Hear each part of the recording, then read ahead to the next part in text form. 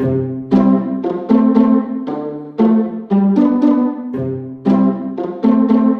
session in this No More Lookie-Lous, the science of getting more superstars. Those of you that missed the first session, there is a recording. I'm actually going to do about a 7-minute overview, so it lays the foundation again to get you guys caught up. Our focus today is on fear. But if we lay the foundation very quickly, if we recall, what we were talking about was this Lookie-Lou-ism and what causes it and what we can do as franchise development folks or franchise brokers to move people out of this entrapment of a comfort zone. So the idea is we all have a comfort zone that we live within, which prevents us from fully expressing who we are or having the level of success that we need. So we looked at it neurologically, what causes this comfort zone.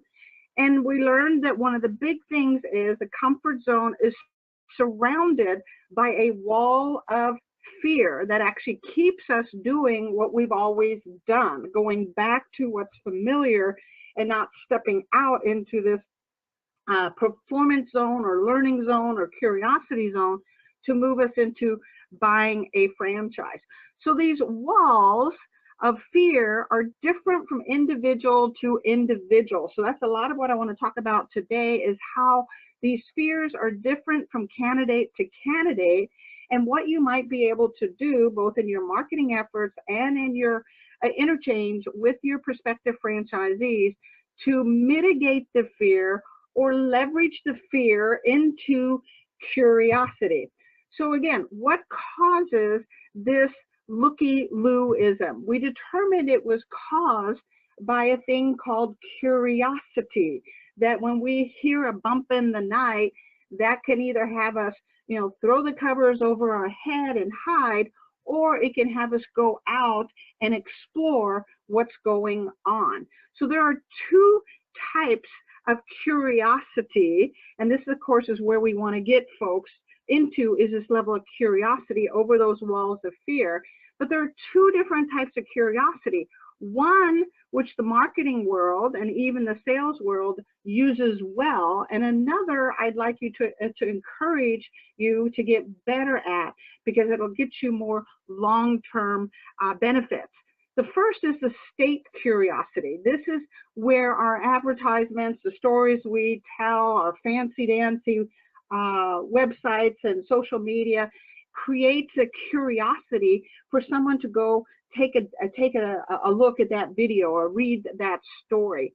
And typically this kind of advertisement, this kind of marketing, this kind of endeavor creates kind of a fleeting high, a dopamine high. If we recall when we were talking about it, it's an arousal that kind of goes up and it goes down just as fast as it went up. It doesn't have someone long-term stick into that process for those 90, 120, 180 days to get through the process. It just has them looky-looing on your website or reading the story. So this is what we call a state curiosity, and it's kind of this cause effect that gives us a little bit of a high by reading that heartwarming story or by looking at that really cool new way you've done that video. But it doesn't have us step out of our comfort zone, over those walls of fears, and then into this due diligence process and in the process of buying a franchise.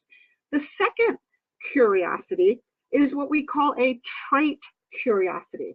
This is latent in all of us. We are born with this. This is what causes us to wander about when we're barely crawling, to explore and see what's going on in the world. It's what has your infant child hanging off of the curtains or off of the back of a couch, taking risks that you as an adult would think are nuts. But that's that trait curiosity. It's a curiosity that has us forever learning and forever exploring and stepping out and taking risks. Each one of us has this.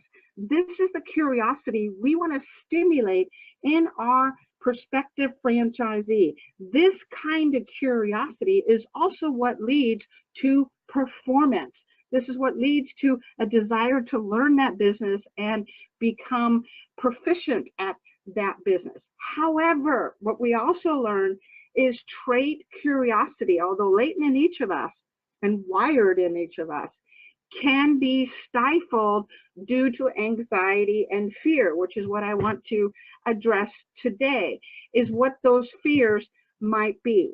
So again, curiosity is that urge that draws us out of our comfort zones, and fear is what pulls us back into those boundaries. So we want to stimulate the curiosity and bring down those walls of fear. So let's look at what causes fear. So fear, of course, is this idea or this belief or this visceral feeling or neurological or physiological feeling that something is pending, something that could hurt us. Now, it is a reaction. It's not logical. It's not pragmatic. It's oftentimes not even based on any good facts, right? It's not a rational part of our brain. It's a trigger that goes off that has us immediately either run from the idea of buying a business or minimally withdraw and just, kind of look at it, become a looky-loo. So we want to address this fear. We want to trigger it enough that it has people be curious what that bump is, what that business is, what the potential is by owning that business. We want to trigger it enough that it puts them out into that curiosity zone, but we also want to lower the fear enough that they can climb over those walls in a comfortable way. So we also talked about there's two faces of fear. One is that fight or flight, right? That oh my gosh, I can't do that. I don't have what it takes, or I don't have the money, or I'm not going to jeopardize my relationship with my spouse. Whatever fear that is triggering, we need to make sure we're overcoming that. That's a fight or fight, where your prospective franchisee has a high likelihood of fleeing, maybe even mid-process, and you don't even know where they went, right? We've had a few of those. The second face of fear is that investigative part. This is the part that we truly want to engage. We also want to trigger the fight or flight in the right moments.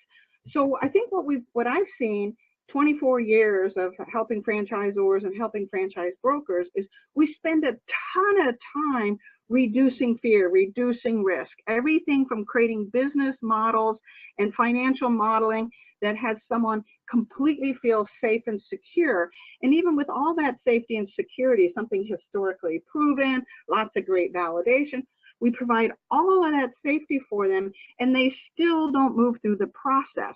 So the issue is not just safety, not just mitigating fear, but stimulating curiosity. And I believe from a neurological perspective, and then that equates into your marketing and sales efforts, we can do that consciously and deliberately.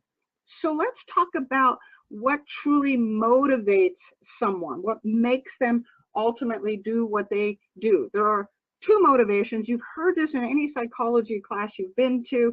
There's the motivation that comes from pleasure, getting our values met, those things that express ourselves more fully. It's kind of that carrot mentality, right? It's achieving our values and acquiring those things that represent who we are, what we call values and motives. The second is more that stick, right? It's the fear. Fear too can be a motivator. Fear of failure, in fact, is a good example, because if we look at the most successful salespeople out there that have been researched for decades, we see a common denominator, and that's the fear of failure and the fear of rejection, and yet they're in sales. So that fear actually motivates them to be more successful. It motivates them to get on that phone. It motivates them to take that risk that many others would not be willing to do. That same fear of rejection, that same fear of failure could incapacitate and entrap another person. But for someone else, that very fear, if we can trigger it, can actually motivate them to go and do the unthinkable, buy a business, right? So here we go. So that was kind of the foundation. Those of you that weren't in the early class, that gets you a little bit caught up. Let's talk about what we're going to talk about today. We're going to move your prospect from fear to freedom, or I love the way Aubrey said it, from fear to being a franchisee. And we're going to do that 4 ways. We're going to talk about ways to instill trust, much like what we would see with a parent and a child who's teaching the child how to ride a bike. We're going to create an incredible bond and incredible trust. We're going to talk about mitigating the fears, bringing those walls down. And then third, we're going to talk about stimulating that trait curiosity, where even if those walls are up, they're going to jump over those fears and they're going to continue on that path. And then finally, we're going to talk about leveraging those fears in a positive way instead of cowering ourselves away from them. See fear as a friend versus a foe. So let's talk about neurology again, my favorite topic, as you guys know. Kind of explains what's going on in your prospective franchisee. So we know that fear has a negative physiological reaction. It stimulates this thing called adrenaline and cortisol, which ultimately has us, everything kind of revved up inside of us, right? Our heart is racing, our mind is racing, we get our sweaty palms, but this fear has a very precise reaction in our bodies and neurologically. But the other thing that you may not be aware is when adrenaline and cortisol, the fear of losing my life savings, the fear of jeopardizing my marriage because I'm working 24/7, the fear of leaving my friends that I've worked with for 20 years, if I'm triggering that, it's bringing up adrenaline and cortisol. What we don't know is that fear narrows our possibility. The goal of this adrenaline and this cortisol is to help that individual find an out of the cave. And that's a single opening in that cave, and they want to get out away from that bear or that saber tooth. So there isn't 10,000 ways. There aren't a lot of options when we are in fear. We see one way out, and oftentimes that one way out is getting another job, right? Maybe we have 2 outs, but we don't see possibility. When we're in fear, we don't see possibility. We see a way out. And oftentimes that takes us back to the familiar. So obviously what we want to do is bring that adrenaline and that cortisol down, and we want to open the mind in such a way that says there's more than one way out. Yes, you can go to a job, or you could, buy that going concern from your brother-in-law that you know nothing about and hate. But we want to open their minds to other possibilities, including the idea of buying a franchise. Our franchise, if we represent a single one, or if I represent several, the opportunity to show them some concepts that would be a good fit for them. So what we have to do is we have to stimulate this chemical called oxytocin. And women, you're very familiar with this chemical. It basically is the chemical that makes somebody feel love. It makes somebody feel trust. It makes somebody feel safe. It's that chemical that a mother and child has. Going back to my example again, what we're doing is we're taking a child and we're putting them on a bicycle or on a pair of skis or on some other device, and we're asking them to take a risk that you have seen done 10,000 times, but it's the first time likely for them. And we're asking them to trust us and to know that we love and care enough about their safety and their future that they can entrust us to take them through this process. So we want to create oxytocin within an individual to increase a level of trust and to increase a level of perceived safety. Now, that doesn't necessarily mean they're not going to fail. It simply means they feel safe going through this process and exploring it and ultimately making a decision. So based on that, we want to also stimulate a second chemical or neurotransmitter called dopamine. Dopamine provides not only this feeling of love, I know this sounds really funny for a scientist to be talking about love or to be talking about love in the sales and marketing perspective, but I can tell you love is the answer. That will take you from point A to point B. People need to feel you truly care. And if you can stimulate these two chemicals, the oxytocin and the dopamine within your prospective candidate, prospective franchisee, you are going to stimulate trait curiosity and a desire to seek out another path out of that cave. They will be open and receptive. The adrenaline will come down. Their minds will open up. They'll be able to hear, they'll be able to see, and they'll be able to weigh out their options. These two chemicals will create incredible safety and security for them. So how do you do that? First, through authenticity. Look at your advertisement, look at your stories, look at your marketing. Listen to yourself as you're going back and forth with your prospective franchisee.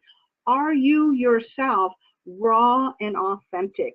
Or are you puffing up or pretending you're all that plus another slice of cheese? What are you presenting yourself? Be vulnerable, be transparent yourself. This will begin to create a sense of love, a sense of safety, a sense of trust. Trust will trump if you can do this. Now, I know for many of you, this is hard to be that raw, to be that vulnerable, to be that authentic. If you're looking at your marketing, you may want to look, and I'm pulling this one up because I love the Wild Birds website as an example. Not only are they using fabulous colors that create safety and trust and great fonts, but notice what they've done in this particular case, where they're giving kind of a bird's eye view, a man looking at a bird with some feed, and then we have this picture of the founder of Wild Birds that clearly was taken several decades ago. And that combination of things, looking through my own eyes at a bird, because we don't see that man's face, what we see instead is history. And we see it in black and white, and we see this in color.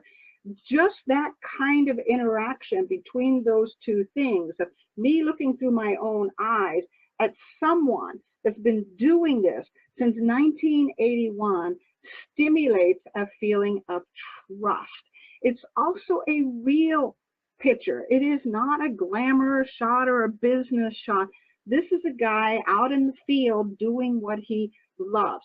So this is authentic. This is transparent. This has a level of history to it where our prospective franchisee quickly, without even reading a thing, stimulates this sense of dopamine as well as oxytocin in a second, where we go, I want to know that guy. What's his story?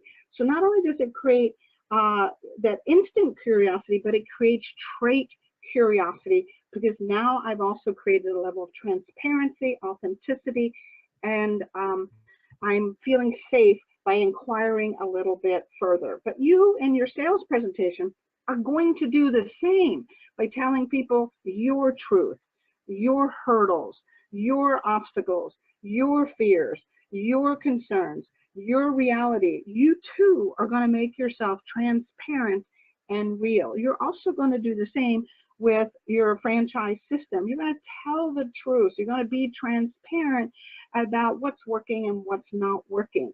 Everybody knows things aren't perfect. If they were, we would have already transcended this world.